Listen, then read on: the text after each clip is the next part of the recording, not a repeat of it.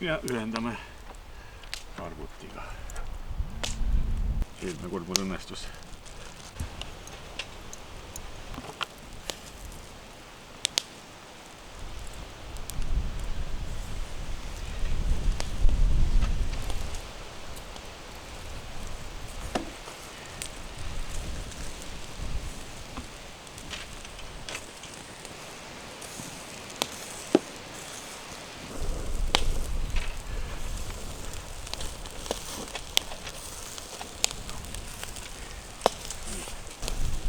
Seal teisel pool on mootor, siis me peame selle tagurpidi panema.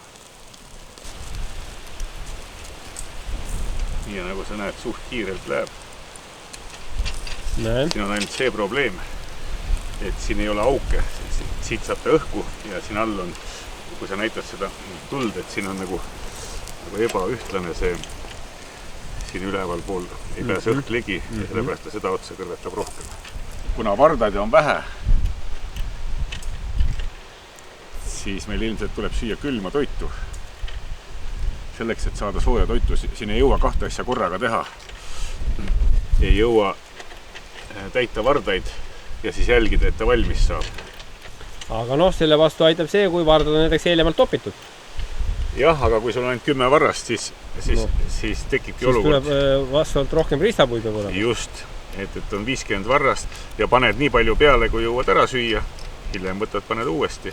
Sellise ahju mõte on, et sa istud siin rahulikult lõkke ääres ja saad sõbraga juttu ajada ja võtad lihtsalt siit alt, võtad varda, paned peale.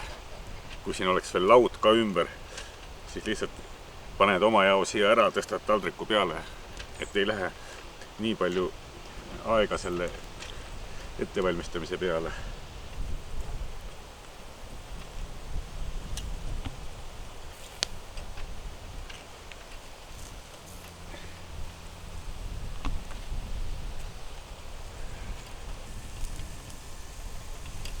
Pöörlemise mõte on see, et sa saad panna sööd hästi lähedale lihale ja see rasv ei vaju siia lõkkesse ja leeki ei tule.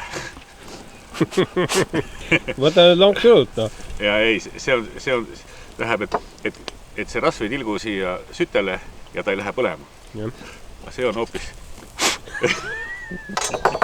See ei väga hea.